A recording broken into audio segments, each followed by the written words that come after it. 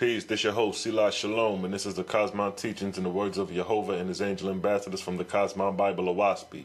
And the topic of discussion today is called the establishment of the false gods on earth, the establishment of Osiris in Kemet, the establishment of Sudga in India, the establishment of Tein in Japheth or China. These three gods were the prominent gods after DYUS was cast in hell, which time period coincided around 2800 BC. Now from the beginning of the reign of DYUS to when he was cast in hell is 700 years. So DYUS was in his height of reign between 3700 BC to 3000 BC, and after which these three false gods began their rulership in the lands that were designated to them by DYUS before being cast in hell. Here it also reveals why there were migrations into Lower Egypt.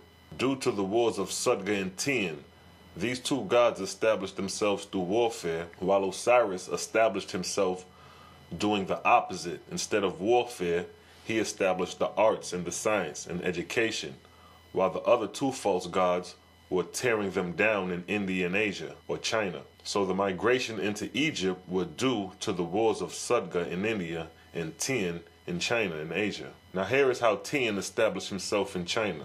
In China, the time period would coincide with the Longshan culture and period. The early period of the Longshan culture is considered to be 3000 to 2600 BC within that time range, which would fall in this time period. And here are some inscriptions found on some of the pottery which shows Chinese characters going back to around 3000 BC. So while Egypt and Sumer was being established, going through the rulership of their kings, this is what's going on in China. Now, Book of Wars against YEHOVAH, chapter 45, verse 1 through 23, it states, verse 1. YEHOVAH suffered the self-gods to prosper for more than 400 years, and Tein and Sudga and Osiris became the mightiest gods that ever ruled on earth. Know then these things of them in heaven and earth, whereof the libraries of YEHOVAH's kingdom relate more fully, that of which the following is a synopsis, to wit, verse 2.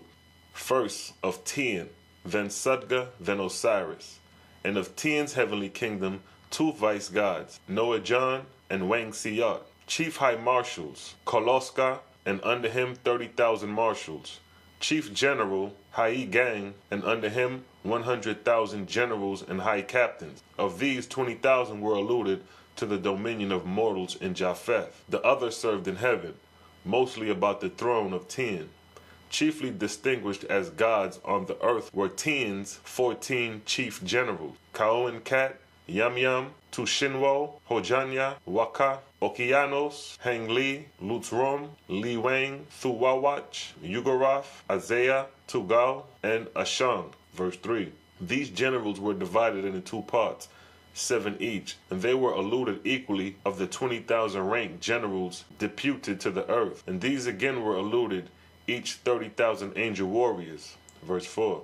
Tein had said to these 14 chief generals, when ye come to the earth, and finding 2 cities near together, both of which worship other gods than me, ye shall divide yourselves into 2 parts, and on one army shall go to one city, and on the other to the other.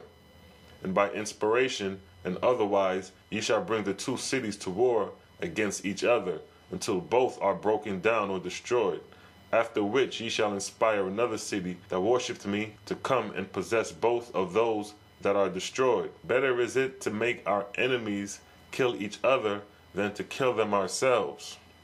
So here it shows the method of how angels inspire humans to warfare, showing you that these angels divided themselves, one host of angels to one city, and another host of angels to another city, and inspire the humans to war amongst each other.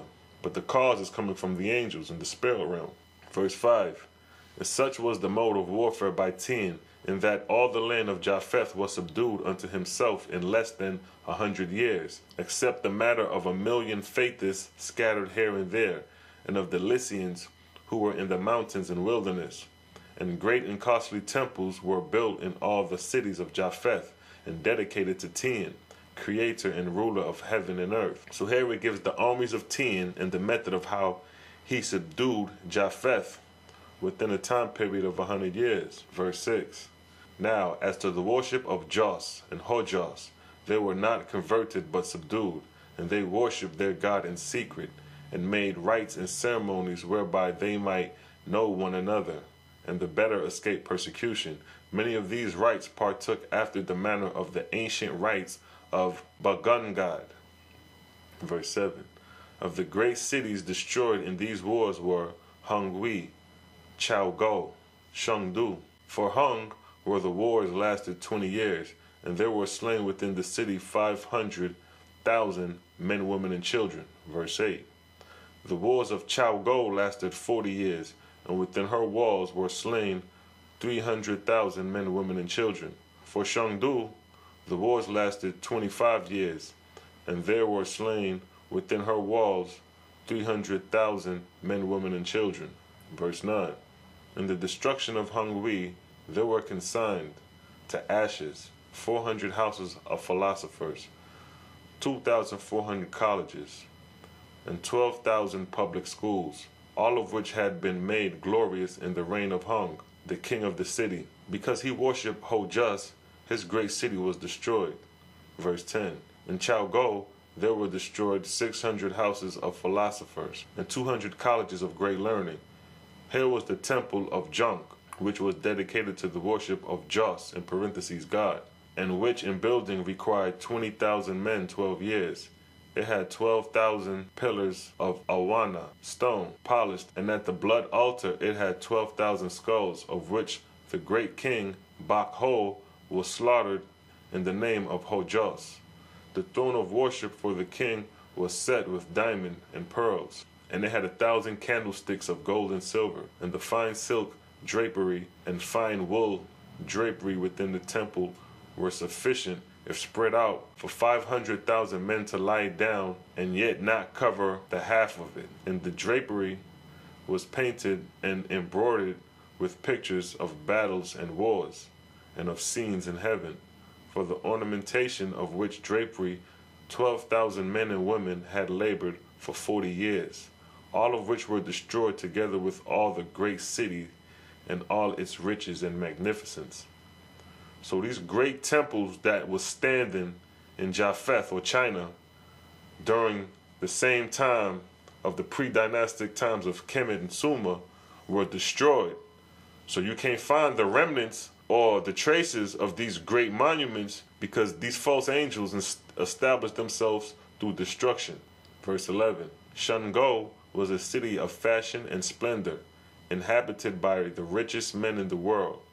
She had a temple called Kao King, dedicated to learning, but in fact appropriated to the display of wealth and pageantry. It was round with a high projecting roof, the eaves of which rested on 10,000 pillars of polished stone. There were 400 doorways to enter the temple, but within each doorway one came against the square columns of precious stones that supported the roof inside, and to either side of the columns were passageways that led into the 400 chambers within. In the center of the temple, artificial stalactites, 20,000 hung from the roof. These were made of silk and wool and fine linen, and painted, and of color so bright that mortal eyes could scarce look upon them. And they were as ice with the sun shining thereon, forming rainbows in every direction. Here came kings and queens and governors of great learning, for here were deposited copies of the greatest books in all the world.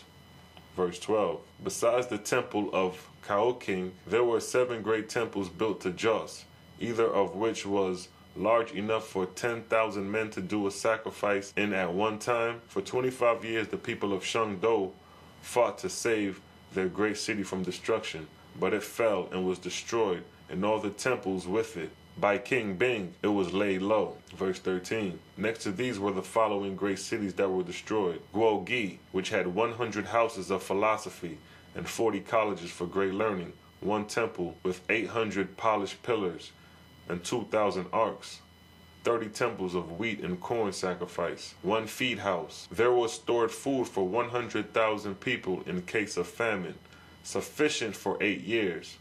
And all these in the libraries of the records of the gods and lords of earth, and all things whatever in the city were burnt to ashes. So here it's showing you that these great cities had history, were destroyed during these time periods around 2800 BC. Verse 14. The city of YEHOVAH of 200,000 inhabitants, which had 70 houses of philosophy and 35 colleges of great learning, besides many schools, one temple of the stars, where lectures were given daily to the people to teach them the names and places of the stars and their wondrous size and motion, 40 temples of sacrifice, 7 of which were large enough to hold all the inhabitants of YEHOVAH, the great city. By King Shang it was laid in ashes, and nothing but heaps of stones remained to tell where the city had been. So here again it's showing you that these cities were destroyed to a degree where you couldn't even identify where they stood. You have a lot of history that is covered up because of these wars and destructions going on back then. Verse 15.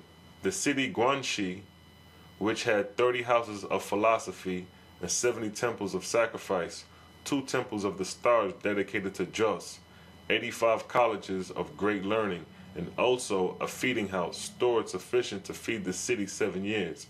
And there were 200,000 inhabitants within the city walls. 12 years the people of this city fought against the incited plunderers, the warriors under the god Tein, but were conquered at last, and their city laid low.